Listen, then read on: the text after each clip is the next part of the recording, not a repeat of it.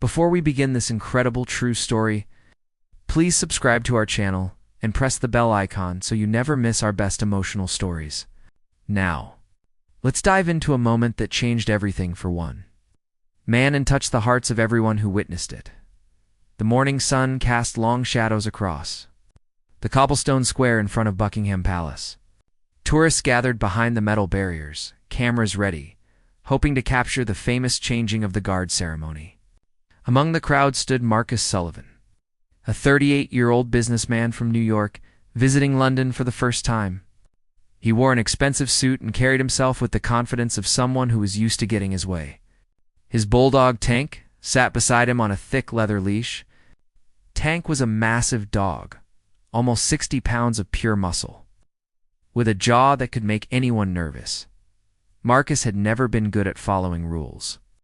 Back home, he ran a successful real estate company, and he had learned that rules were often just suggestions for people who knew how to work around them. Today was no different. When he arrived at the palace, he saw the signs clearly posted everywhere. No pets beyond this point. Keep distance from the guards. Do not disturb the ceremony. Marcus read them all and decided they did not apply to him. After all, Tank was well trained, and Marcus paid good money for this trip. He deserved a closer look at the guards, the ones who stood perfectly still in their red uniforms and tall bearskin hats. He pushed through the crowd, ignoring the protests of other tourists. Tank trotted beside him, panting in the warm morning air. A palace security officer noticed Marcus crossing the barrier and called out to him. Marcus pretended not to hear. He moved closer to where one of the Queen's guards stood at attention. The guard was young, probably in his mid-20s, with a stern face and eyes that stared straight ahead. His rifle was held at a perfect angle across his chest. He did not move, did not blink, did not acknowledge the growing commotion around him. Marcus found this fascinating. He had heard stories about these guards, how they trained for months to stand completely still, how nothing could break their focus. He wanted to test this. He wanted to prove to himself and to the watching crowd that these guards were just regular men playing dress-up. So Marcus did something that would change his entire perspective on courage, discipline, and respect. He bent down, unclipped Tank's leash, and with a cruel smile, he pointed toward the guard and said one word that would set everything in motion. The word was simple, but loaded with intent. Attack. Tank hesitated for just a moment, his ears perking up as he looked at his owner. Marcus repeated the command, his voice harder now, more insistent. The Bulldog, trained to obey, lowered his head and began moving toward the guard. The crowd gasped. Several people shouted warnings. A woman screamed. Security officers started running toward the scene, but they were too far away. Everything happened in seconds, but to those watching, it felt like slow motion. Tank picked up speed, his powerful legs carrying him across the short distance between Marcus and the guard. His lips pulled back, showing teeth that could do serious damage. The guard remained perfectly still. He did not flinch. He did not step back. His eyes stayed forward, his expression unchanged. The crowd held its breath. This was going to be a disaster. The dog would attack, the guard would have to defend himself, and Marcus would face serious consequences. But what happened next was something nobody expected, something that would be talked about for years to come. Just as Tank was about to reach the guard, something remarkable occurred. The guard, without breaking his stance, without moving his upper body or his rifle, did something so small, yet so powerful that it stopped the charging Bulldog in his tracks. He made a clicking sound with his tongue, soft and low, the kind of sound you would use to call a friendly dog. Then, in a voice barely above a whisper, he spoke two words, "A good boy."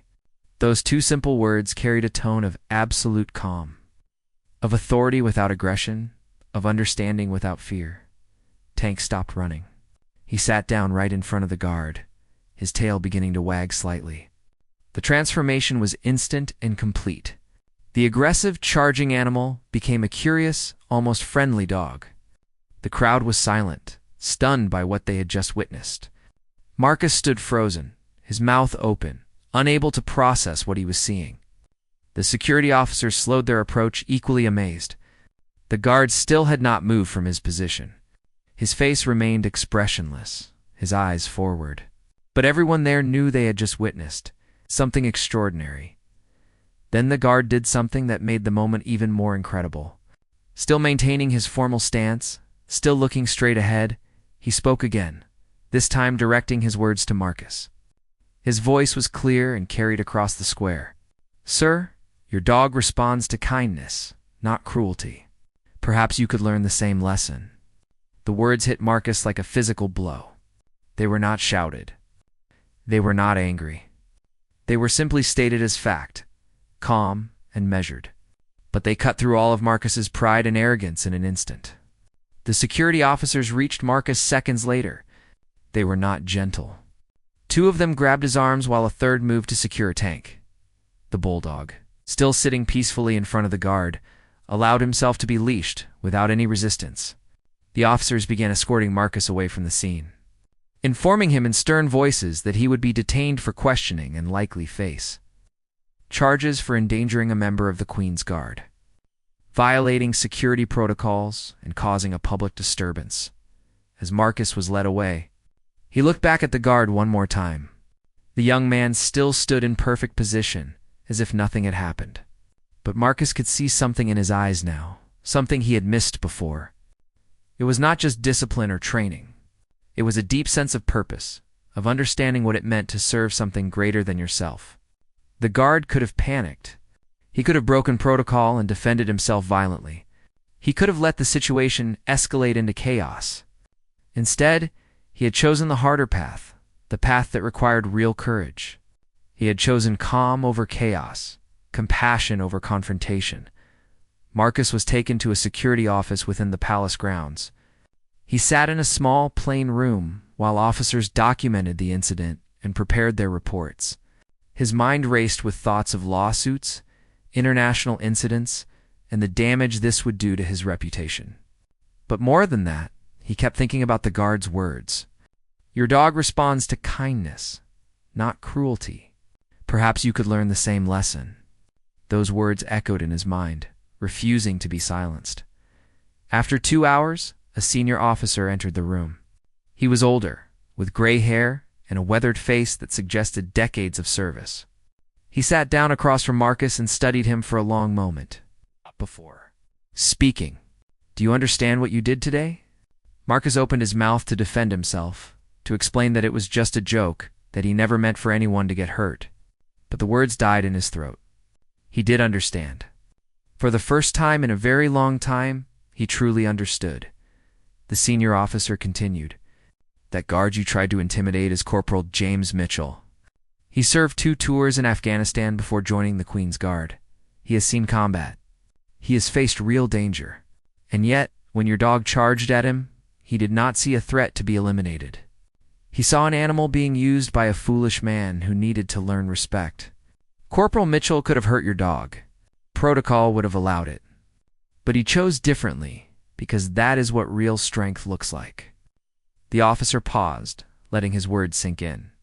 "You came to London thinking you could test our guards, thinking you could prove they were just for show. Instead, you learned that true discipline is not about standing still. It is about knowing when to act and when to show mercy." Marcus felt shame wash over him in waves.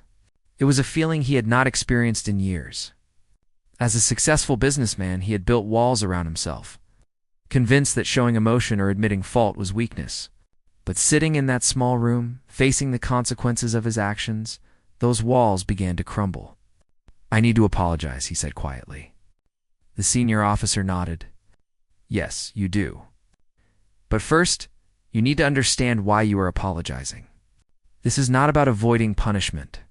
This is about recognizing that you treated a trained soldier with disrespect and used an innocent animal as a weapon to satisfy your own ego." The officer stood and gestured for Marcus to follow him. They walked through several corridors, eventually emerging into a different courtyard.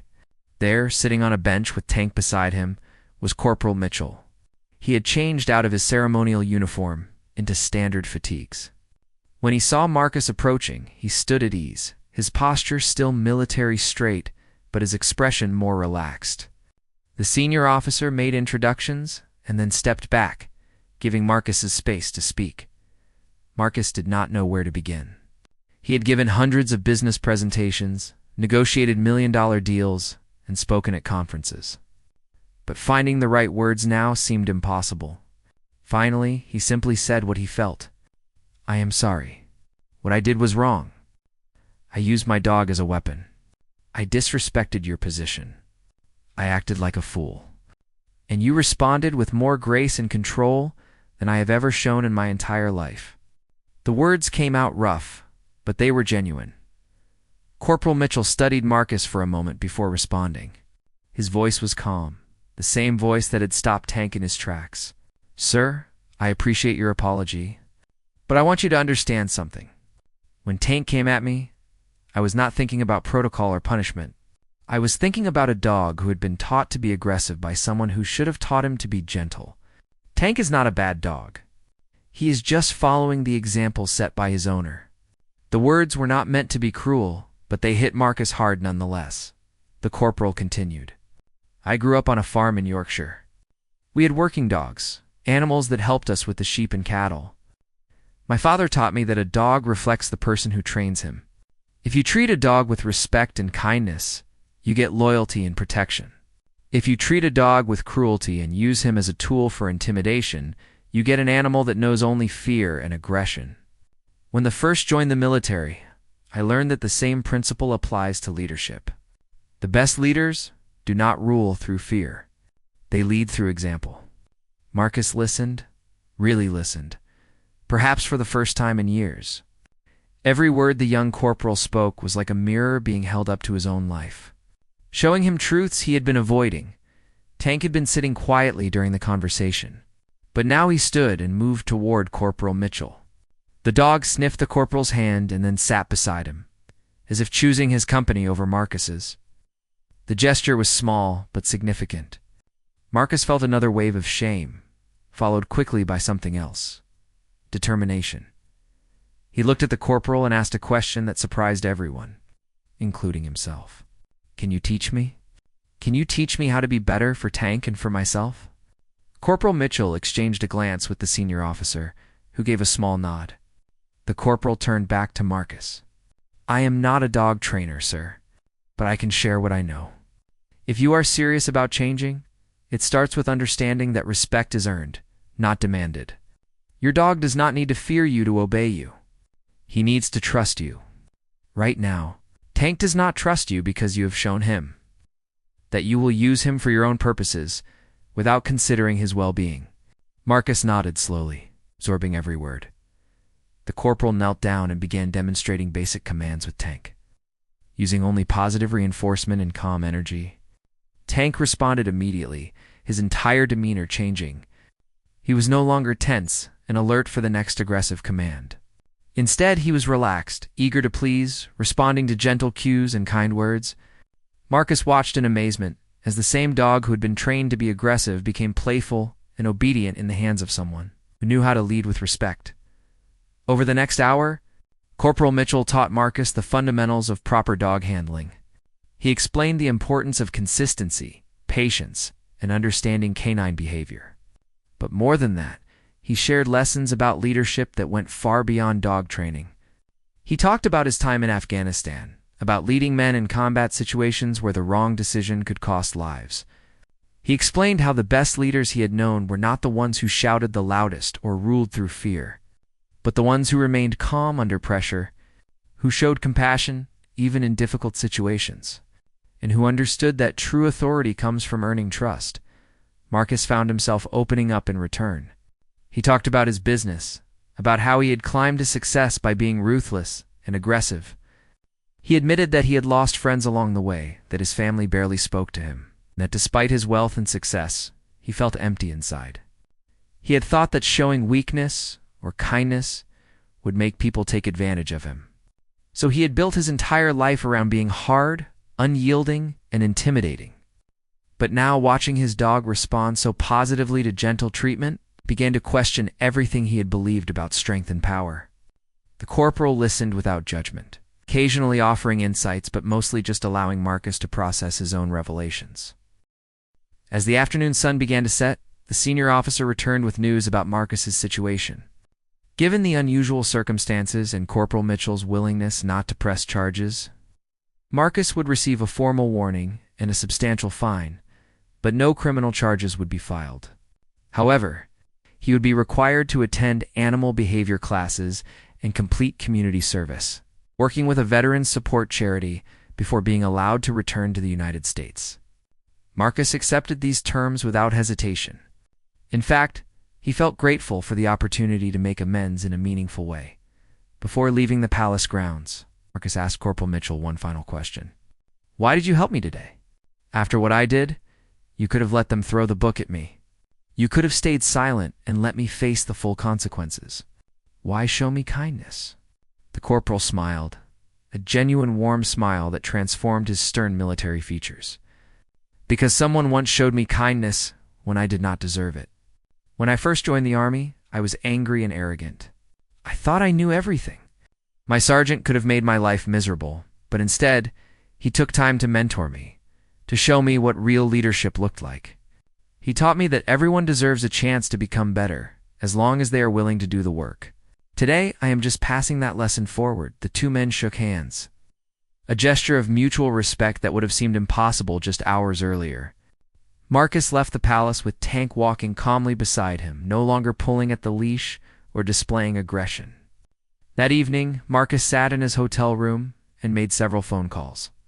He called his sister, whom he had not spoken to in 3 years, and apologized for missing her wedding. He called his business partner and suggested they implement new company policies focused on employee being rather than just profits. He called his ex-wife and asked if he could visit their daughter more regularly. Promising to be a better father, over the following weeks, Marcus completed his community service at a center that helped military veterans transition back to civilian life.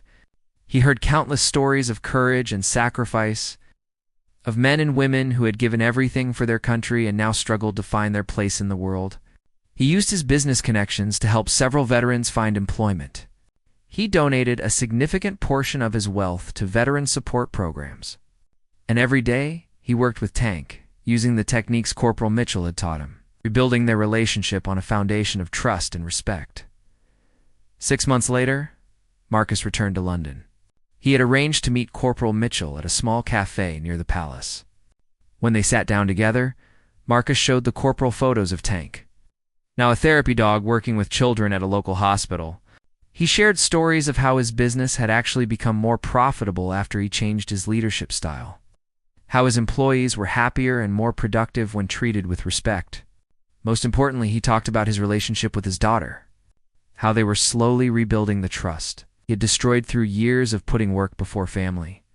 Corporal Mitchell listened with genuine pride. "This is who you really are," he said simply. The man at the palace that day was not the real Marcus Sullivan. That was just fear and insecurity wearing a mask of aggression. This man sitting here now, this is who you were meant to be all along. Marcus felt emotion welling up inside him, but he did not try to hide it anymore. "You changed my life that day," he said. "You could have responded with violence or anger and nobody would have blamed you. Instead, you showed me what real strength looks like." The corporal shook his head gently. "I did not change your life, Marcus. I just held up a mirror. You did all the hard work of actually changing." They spent the rest of the afternoon talking. Two men from completely different worlds who had formed an unlikely friendship through a moment of crisis. When they parted ways, Marcus returned to his hotel with a sense of peace he had never known before. He had come to London 6 months ago as a successful but empty man, trying to prove his dominance over others. He was leaving as someone who understood that true power comes not from intimidating others, but from lifting them up. And it all started because a royal guard chose kindness over cruelty, compassion over confrontation, and showed one foolish man that it is never too late to become the person you were meant to be. Tank sat beside Marcus on the plane ride home, calm and content. A living reminder that respect and love will always triumph over fear and aggression.